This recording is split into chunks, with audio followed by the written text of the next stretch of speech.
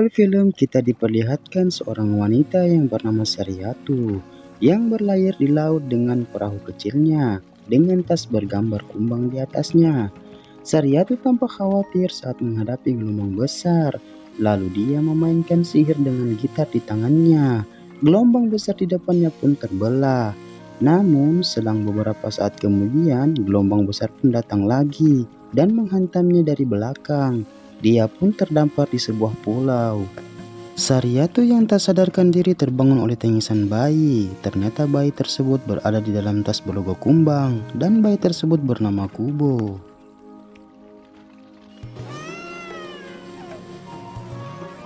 Kubo tinggal di gua bersama ibunya Saryatu. Kubo sangat menyayangi ibunya dan rela merawat ibunya sejak kecil. Namun, ibunya selalu diam 1000 bahasa tanpa mengucapkan sepatah kata pun. Kubo sangat pintar membuat origami. Dia menyukai origami untuk menghibur ibunya dan menghasilkan uang dari origami itu. Kubo mengambil perlengkapannya dan memulai petualangannya menuruni gunung hingga mencapai sebuah desa. Kubo sangat menyukai desa itu. Di desa itu, Kubo bertemu dengan seorang nenek pengemis. Kubo seorang pengamen yang sangat terkenal karena dia memiliki kekuatan sihir dari gitarnya itu. Origami itu pun dihidupkan dengan sihir dan Kubo pun memulai pertunjukan ceritanya kepada masyarakat desa.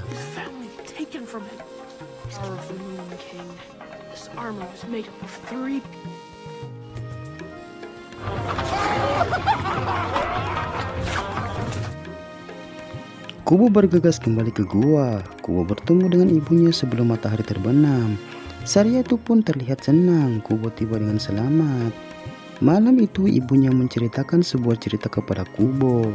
Legenda samurai yang diceritakan Kubo kepada penduduk desa ternyata benar adanya, yaitu kisah bahwa ayah kandung Kubo adalah seorang samurai legendaris yang bernama Hanzo. Saryatu pun menceritakan bahwa ayahnya meninggal karena melindunginya dari pembunuhan oleh Raja Bulan dan saudara dari ibunya yang merupakan salah satu musuh ibunya. Saryatu juga menasihati Kubo untuk tidak keluar pada malam hari atau dia akan diculik oleh Raja Bulan yang tidak lain adalah kakinya sendiri yang berusaha mengambil matanya lagi. Pada malam hari, Saryatu yang sedang tidur tiba-tiba origami di dalam gua terbang dengan sendirinya. Kubo yang melihat hal itu terkejut dan membangunkan ibunya. Ternyata Saryatu hanya bermimpi dan mengakibatkan kertas-kertas di sekitarnya terbang dengan sendirinya. Seperti biasa, Kubo datang ke desa pada pagi hari dan menceritakan legenda samurai kepada penduduk desa. Namun ternyata di dalam desa sedang diadakan festival mengenang arwah para leluhur. Teman Kubo pengemis itu mengatakan bahwa di malam hari festival akan ada banyak kembang api dan kita bisa berbicara dengan orang yang sudah meninggal. Namun Kubo tidak bisa datang dikarenakan dia mengingat pesan ibunya yang melarangnya untuk tidak keluar di malam hari. Pada festival itu, penduduk desa membuat lentera agar bisa berbicara dengan orang yang telah meninggal.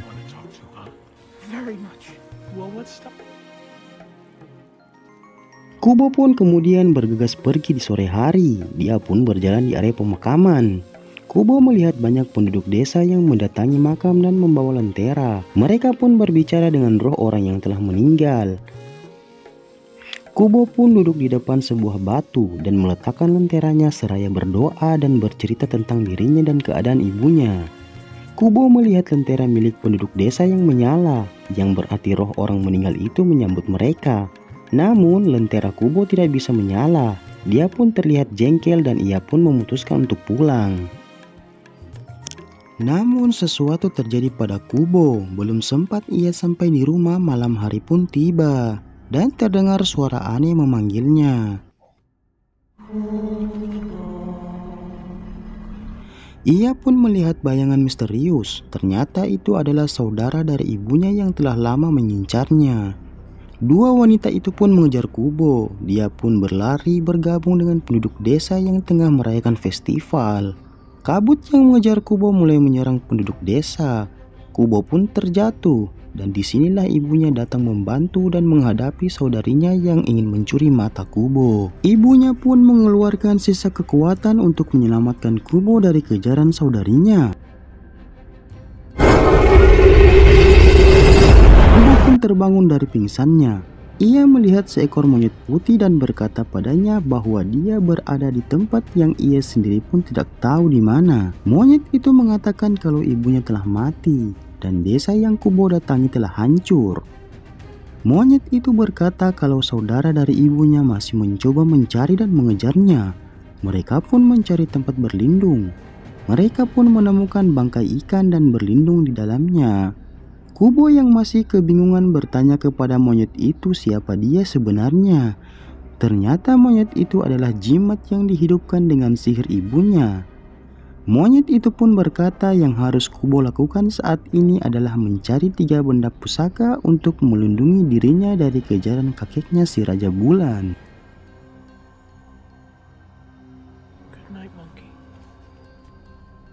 Pagi pun tiba. Kubo dibangunkan oleh monyet dan berkata bahwa Kubo bermimpi memanggil nama ayahnya. Sehingga origami miliknya bergerak sendiri membentuk seorang samurai. Dan dia pun memberi nama origami itu sama dengan mendiang ayahnya, yaitu Hanzo. Origami itu pun memberi Kubo sebuah petunjuk untuk menemukan 3 pusaka ajaib. Dan mereka bertiga pun memulai perjalanannya.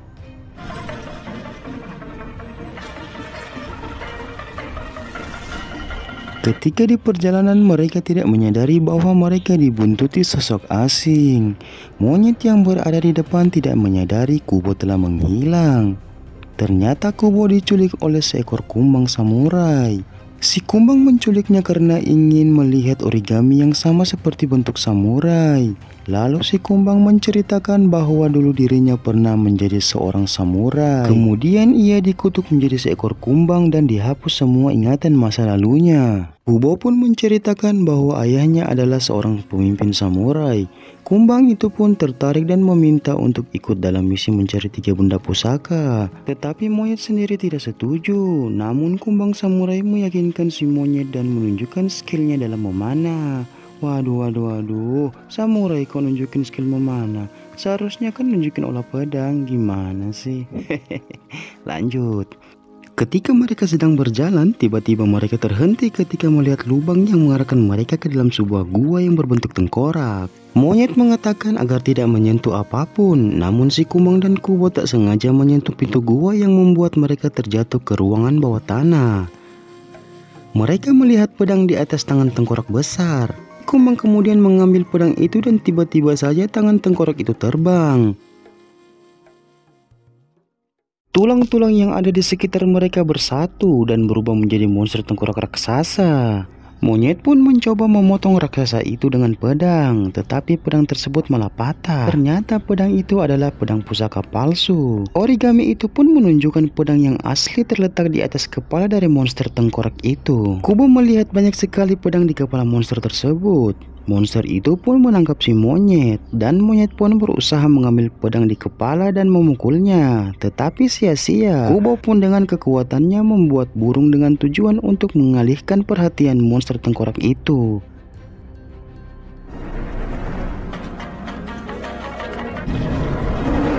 Kubo dan kumbang pun berlari, namun Kubo terjatuh dan monster tengkorak itu akan menginjaknya. Kumbang pun tersadar bahwa ternyata dirinya bisa terbang. Dengan kekuatannya si kumbang terbang ke atas kepala monster tengkorak itu dan mencari pedang pusaka yang asli, namun masih belum bisa mendapatkannya.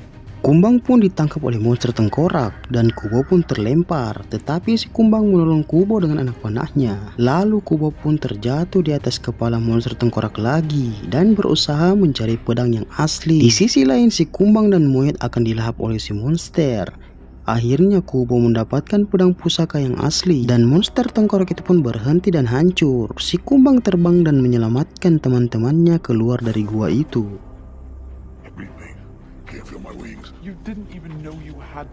Mereka pun harus menyeberangi danau yang sangat panjang. Kubo kemudian memainkan gitarnya. Lalu keajaiban terjadi karena petikan gitar itu dapat membentuk sebuah kapal dari ranting dan daun-daun. Mereka pun menaiki kapal tersebut. Monyet membuatkan Kubo panah tali untuk memancing ikan. Mereka pun makan bersama.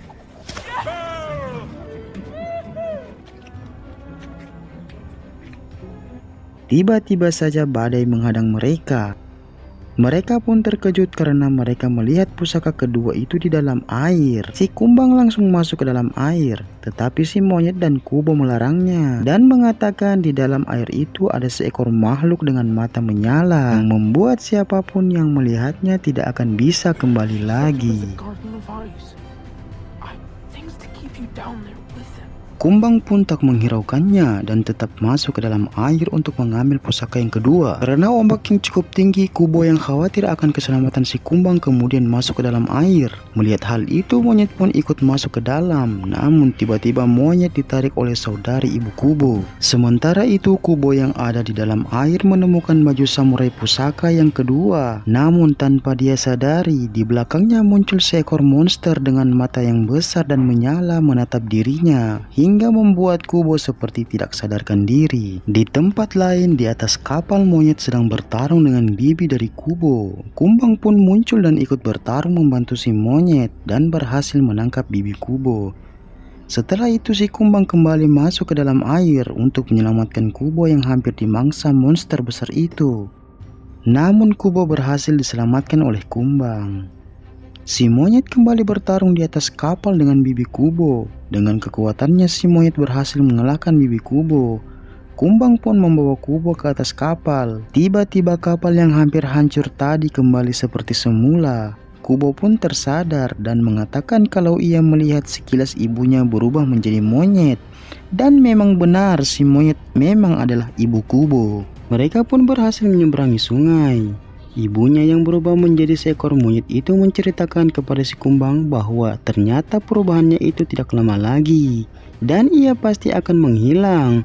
Kumbang pun berjanji akan menjaga Kubo setelah dia tiada. Kubo pun tertidur dan bermimpi bertemu dengan seorang kakek dan mengajaknya untuk bermain gitar. Setelah itu si kakek memperlihatkan gambaran jelas tentang benteng milik ayah Kubo dan di sanalah terletak pusaka ketiga.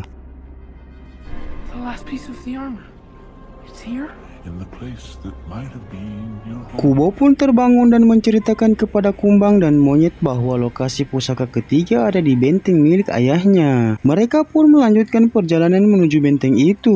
Mereka melewati gunung dan hutan dan sampailah mereka di benteng milik ayah Kubo. Mereka pun mencari benda pusaka ketiga.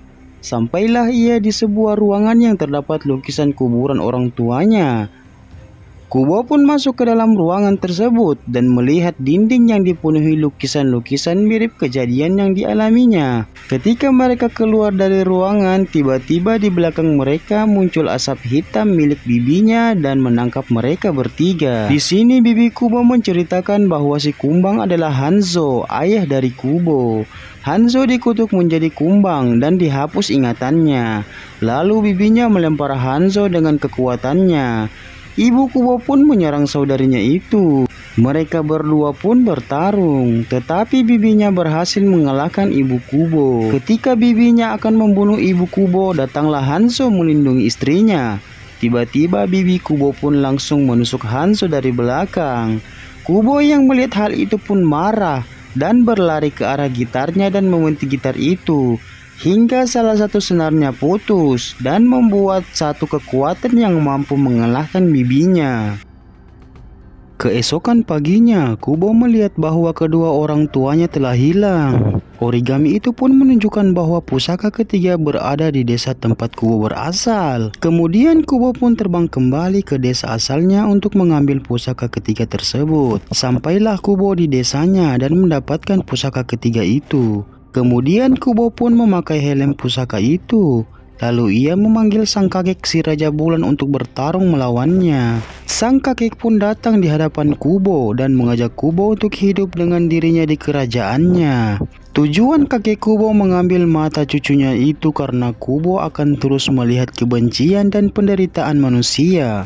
Kubo pun menolak tawaran sang Raja Bulan karena telah membunuh kedua orang tuanya. Kubo berniat mengalahkan sang Raja Bulan. Raja Bulan pun marah dan berubah menjadi seekor monster yang mengerikan. Kubo berhasil membelah perut monster itu, tetapi belum juga mati. Mereka berdua pun bertarung. Sang Raja Bulan yang terlalu kuat akhirnya menangkap Kubo dan melemparkan Kubo ke arah makam. Kubo pun bangkit kembali, kemudian mengambil gitarnya yang tanpa senar. Lalu rambutnya dan rambut sang ibu dijadikan senar olehnya, dan dia pun memetik gitar sehingga lentera di atas sungai pun berubah menjadi roh para leluhur. Warga desa yang menyaksikan hal tersebut berkumpul dan mengelilingi Kubo. Kubo pun memetik gitarnya dan membuat lingkaran pelindung. Kubo memetik gitarnya sekali lagi sehingga ia dapat mengalahkan monster itu. Monster itu pun berubah menjadi sosok manusia yang lupa ingatan. Pria itu bertanya siapa dirinya. Penduduk desa yang baik hati kemudian mengarang cerita kepada kakek Kubo dan mengatakan bahwa dirinya adalah seorang yang sangat baik dan peduli kepada sesama. Kakeknya pun mulai tersenyum, dan Kubo pun berjanji akan merawat sang kakek yang tidak lain adalah Raja Bulan itu. Penduduk desa kembali meletakkan lentera mereka di sungai.